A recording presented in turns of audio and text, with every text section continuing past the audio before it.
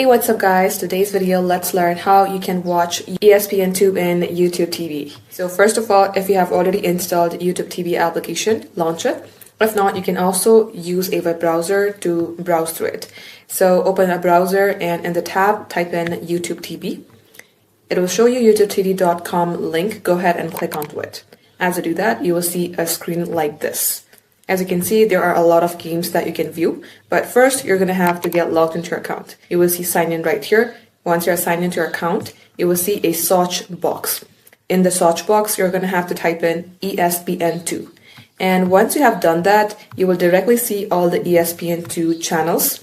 And likewise, you will also see the games like live, new events, or some schedules for the date.